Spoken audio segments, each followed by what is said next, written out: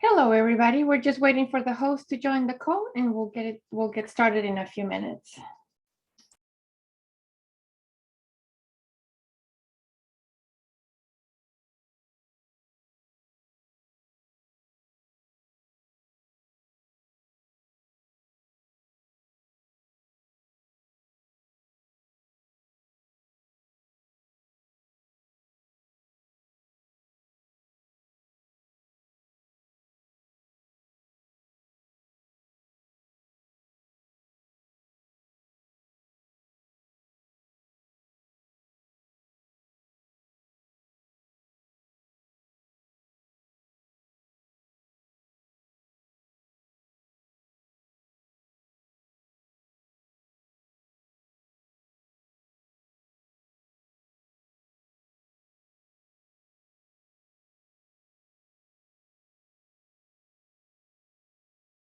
Hey, can everyone see my screen and hear me okay? Yes, we can. Awesome. Let's give it a couple minutes for people to join.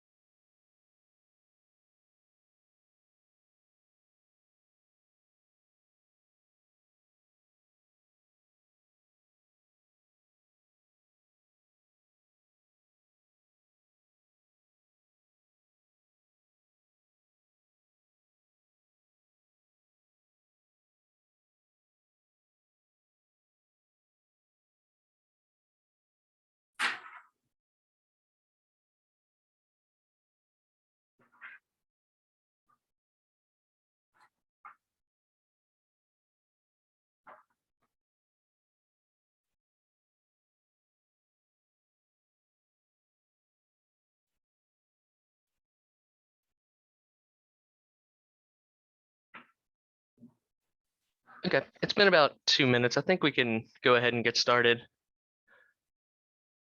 So thank you everyone for joining. I'm Dylan. I'm on the PS architecture team here. So this is actually my first time leading Lunch and Learn, so please kind of bear with me if it's a little different than the normal cadence. But I don't believe there are any pre-submitted questions, so feel free to put any questions in the chat or the QA section, and we'll be happy to answer them.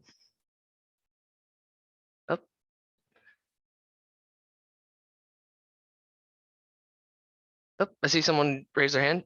Do you have a question? I do. I was curious about data structures. In particular, we've been using case data structure for the one project we have in production. We'll be starting on another one. My instinct is to go with the case data structure, but I believe there's another one that in later versions, like in version 6 and 7, behaves very similar to that, and I can't remember what it is. Okay. So there is the case structure, like you mentioned, but then there's also a process folder, which is sort of similar to a case. However, the difference there is a case you move between states. You can go forward and backwards. With a process folder, process structure, it's really just straightforward. So it's more of like a waterfall. You go step A to B to C. There's not really jumping back. Okay. So I guess it then affords you some of the other functionality of a case as far as like saving data and things like that, but it doesn't allow you to jump back and forth. Exactly. Yep. So you could save everything, and just like in the case, you save it all to a folder. It's all tied there. It's just really that moving back and forth between states. Okay, and there's nothing else that allows you to move back and forth between, step 1 and 5 and 4 and 2, other than a case. Is that correct? Yes, that I believe is the most efficient. There's other things you could probably, out of the box, those are our two main going back and forth between states. So it would be your case entity, and then your flow execution extension, which is a process folder. Okay. Yep. But really, it really comes down to your use case with it. If it's really, really linear, or if you're going to bounce back and forth a lot. So it really also comes down to use case. Okay. From my personal preference, case entity does both and leaves you with the ability to later on build in development to go back to other states if needed. Whereas if you were at a process folder or flow execution extension, it's kind of hard to make that change later on. Okay. Over. So that's just my personal preference though. Okay. That answers my question. Awesome. Did you have any other questions? Only if you know the best way. I have something from yesterday, but I just wondered about troubleshooting long running processes, especially in case folders. So if you've got an account onboarding, so for like financial services, so it could be weeks while you're waiting for assets to come in, that where you might need to know where something went wrong. I was given a catch exception project yesterday, but I haven't had a chance to look at it. Do you have any other thoughts on what's the best way to troubleshoot a long running process? Really, it would just be the error handling that you implement with that. Okay. So I think they probably gave you the default the PS error handling project that we use. That it's a really good place to start, but it's also a good thing to think ahead is like really what would make it easier to troubleshoot in the future, especially with your error handling. So I believe with that project, what we have is a structure, a database structure. So all errors go to the logs, but this project also includes a database structure which saves it and has reports on kind of where the error occurred. You're going to be able to resolve the error, like write resolution notes, things of that nature to it. But really that's the best way to troubleshoot is just have really good error handling. You can always log the error, but also what I like to do is include kind of like pointers to what could have went wrong. Because like, while I'm building out a process, I know it really well. I can include little details alongside the exception message to kind of cue where we are in that process to let me know. Okay, so I will take a look at that project, and we have not started any development on the second application yet. So I will keep that in mind and use that project in its associated database going forward. Okay, yeah, it's awesome when you start a fresh project to go forward with it. It's a little harder it's possible a little bit harder though to implement it in an existing project. You could definitely do it. I know sometimes there's a lot of work that goes involved, go and modify everything that you previously built, but definitely from the start up, it's a really good, useful tool to have included. Yeah, I'm sorry. Fortunately, the existing project is the kind of thing where things last 10 minutes. It's a transaction. You can have the money, you can't have the money. So that's not as big a deal. But the next project, it will be a big deal. So I wanted to get some understanding first. Okay. Yep. Yeah. Understood. Yeah, I think really I was going to say that's it, but I was working in flow management. And do you have some ideas as to why you would not be able to delete a saved flow? I mean, I know they give you error messages, but the error message mentions Facebook. And to my knowledge, we have never tried to link to Facebook. So. No, that's actually a first hearing of that error message.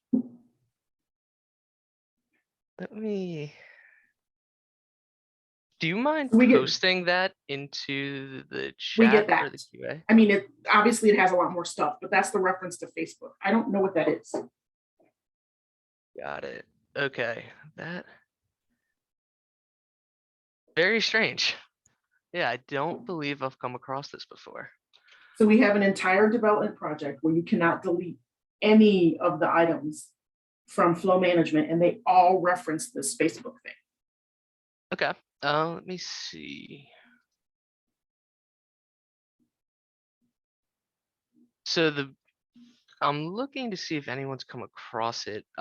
So to get your quickest answer as to how to fix that, I would recommend putting in a support ticket, since that's very unusual. I haven't seen that before. And I've asked the person who developed the project to do that, just in case she did do something with Facebook that I don't know about. So, but since you asked if I had more questions, that's more question. No, that's definitely a new one for me. Yeah, so definitely the route of the support ticket with that one. If you Okay. need any help submitting it, I can submit it on your behalf. No, I think we got, because I sent her the entire error message and I Got can it. recreate it at any time. So, Okay, perfect.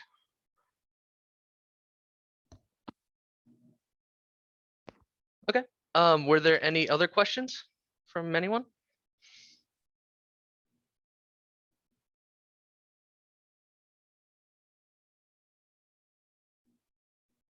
If not, I can kind of show a couple of things within version 7 around importing Excel or CSV files if you guys would like.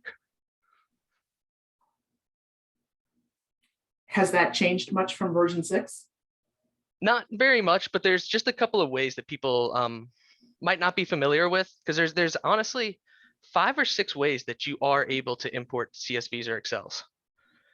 So it's kind of cool to see all the different ways that are possible. Each would have their own special use case, of course. So there is one way that's kind of uncommon that I haven't seen very many people use, and that's by creating a CSV structure. So if you were to create a type from CSV,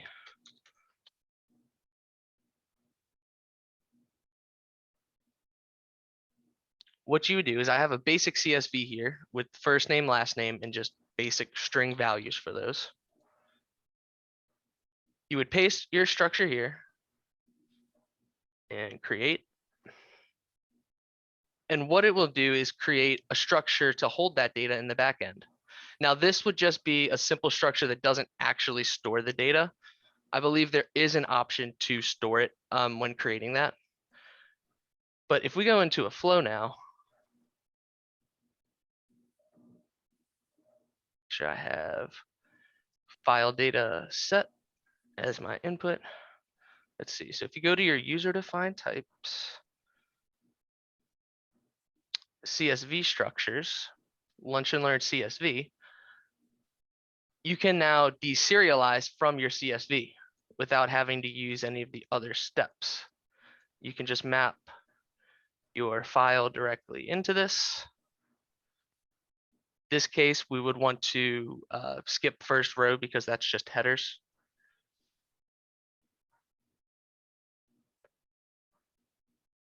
Let's save this as sample data for now.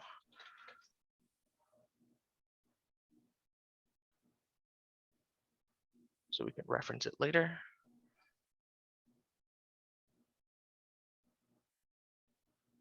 And then that will give you a list of the object that it created for you. So I've come across it where a lot of people actually don't know about it, but it's really convenient and fast when trying to build something to import a CSV. So could you take then that CSV that you've just built, or this structure that you've just built, and move it to something else, like a case, for instance? Yeah, exactly. Yep, you will have your data, so your type of lunch and learn CSV. And if we go to our data explorer, yeah, you'll just have a list of that object, and you can map that into wherever you would like. Oh, okay. Instead of doing it one field at a time, like in some of the other steps. Yeah. So this would give you a list of objects. And if you would want to convert, say you have a CSV type and then you have your case entity type, you can use a list mapping step. I'm not sure if you're familiar with those. And a list mapping step, you can set your output type. So this in your case would be your case type. For me, I'm just going to set, I want to map to account. And you set it to your list of whatever you deserialize. So in this case, deserialized lunch and learn. So it takes in that list, and we specified we want to list map it to our account structure. And you would go to show item editor. So this would represent one item, one account item, and you can build data on this. And since there's a lot of properties, it comes up over here to select certain or all. In this case, I just want first name. Let's see. First name. Then I want last name. And then my input, which is the CSV, you could do field 1, field 2. So this will now deserialize your file into an object, take that list of objects and map it into another list of objects of your desired type.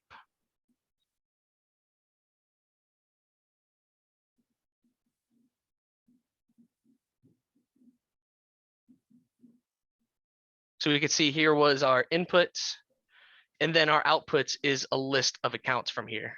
Try to make this easier to see. Yeah, there's a lot of fields on account, but you can see first name was mapped and last name was mapped. Right. And initials is something that automatically happens on the account Mhm. structure. But yeah, the list mapping step would be really useful in that case, because you could do whatever your CSV import process is, whether it's just one step or something a little more complex, but then map it to your case structure. Now, as of terms of creating, I don't know if we do a batch insert when creating cases. But you could take that list now that it's all mapped to your structure and one by one create the cases. And that's the kind of thing, I think we have a run flows for list. Yep, that's that would doing work that as now. well. Okay. Yep, exactly. Yeah, so the list mapping step would really be your friend in that case. And it actually comes in handy in a lot of cases. We're trying to get one list to another, to a list of another type. Mhm.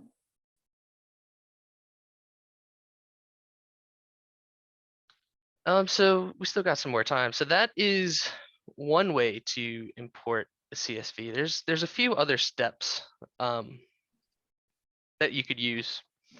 It's actually a lot of options, so it can be a little confusing. So if we go to our Excel and CSV steps, you can see here we got a couple of different options for import. There's import Excel or CSV, import by runtime mappings, import by column names, runtime mappings with fixed positions, CSV to list.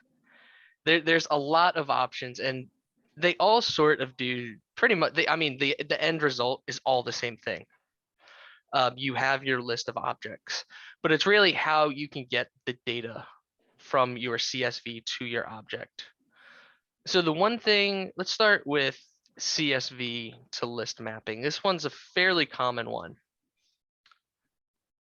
So we will select our type. Let's actually go ahead and create a type for this. Just a simple flow structure. Once this loads. Create a data type. Flow structure. CV.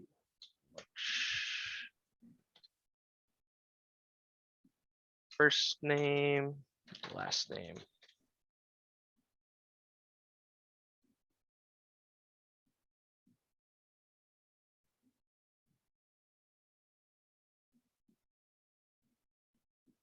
So what we would do now is select that as our output type. Get compiled.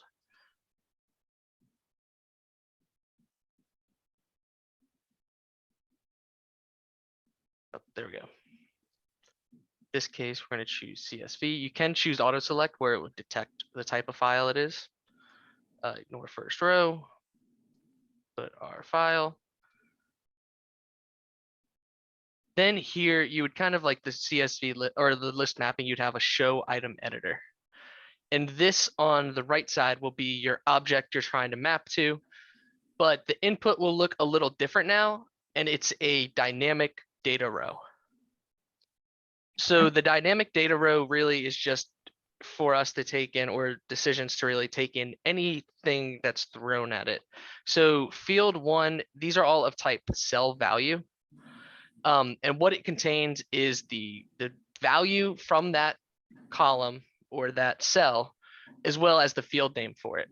So in this case, our field name we wouldn't really care about because we already know field 1, which is the first on our CSV, we want his first name.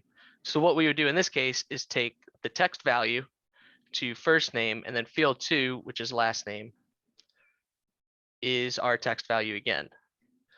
So this can handle lots of fields. So you have to know ahead of time that your CSV is static in this case, and the headers aren't going to move around, because you would always be mapping field 1 to a specific value and field 2 to a specific value. So there is this has nothing to do with, well, it has a little something to do with what you're showing. So instead of using the input mapping editor and the output mapping editor, like the visual mapping, there's still a way in version 7 to do that with the text, isn't there? Yes, I believe so. I know I'm probably the only person who actually prefers that, but I really do. No, that's completely understandable. So there's let me see. So there is this step right here, import CSV by column names, where you can specify that here. So we would say we have 2 columns on our CSV. Yeah, so this is where it really comes down to there's multiple ways to get this data out of the CSV. Okay. And here you can specify the column name and then the property you want to go to. Got it. Okay. Yep. So there's one way there.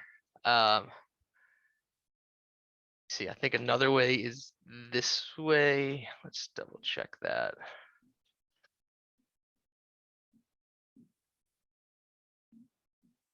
Yeah, so here's another one where you could say column 1 goes to first name, column 2 goes to last name. So that's another way you can import the same CSV. Okay. And each have a different just sort of UI setup. The one that's that's completely different than the rest is really this runtime mappings one.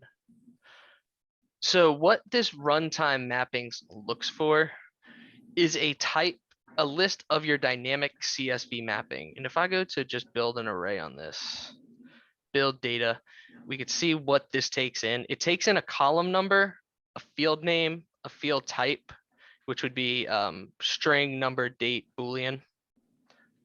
And what you can do with this is let's say you have a CSV and it's never in a standardized format. Headers are always moving around. First name could be in column 5, last name could be in column 2. It could switch the next time you run it. You can put some logic ahead of this step that parses those header names and determines which column they're in. So first run, we say first name's column 0, and it's a type string, and you put the field name first name there. But let's say it's column 3. Our logic would be able to then determine first name is now column 3.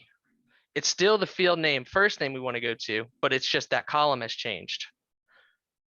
So you can do that logic ahead of time, pass it into this step, and this step will be able to poll correctly. It's not sort of hard coded onto column to value, if that makes sense. Yes, it does.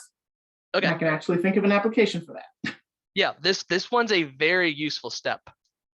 So one thing also to keep in mind with this step that I have run into a couple of times is that your list of dynamic CSV mappings should be the exact same size as your CSV header. So if you have 2 columns, you should have 2 items passed into this, or else you'll get an error thrown that it can't convert. You don't have enough columns set or enough mapping set.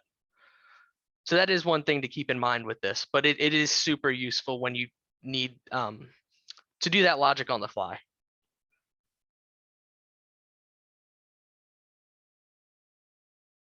Okay, I have another import question that has nothing to do with CSVs though.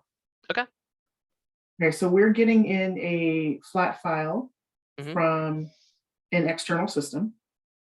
It's a run on a job, and what it does currently is it takes, the 4 fields, they're always the same 4 fields, the number of rows varies, and we write those into a local connection database table.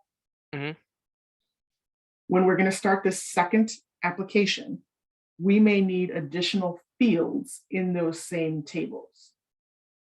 Is it better to run them as a separate? The accounts can be grouped, can be segregated in such a way that I could run my existing process and then build a whole new set of processes for the second set? Mhm. Or could I just have the new fields tacked onto the end Mhm. and have the first process just ignore the fields it doesn't need? Yeah, both cases should work that you just mentioned. Mhm.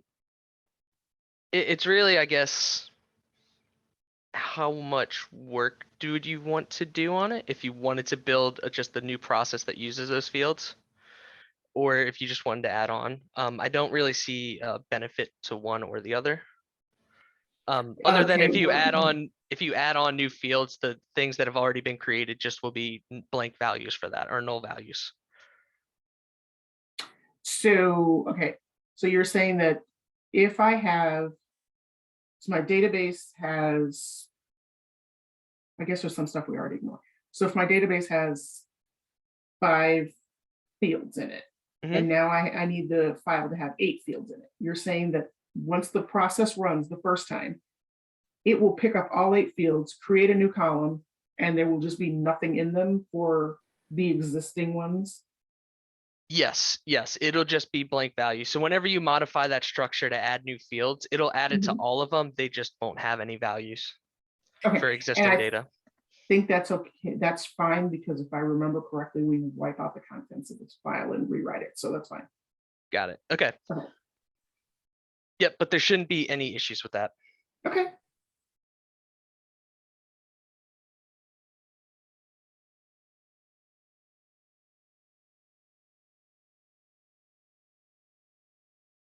Okay. Were there any other questions? Nope, not at this time. I gotta go look at that catch exception project.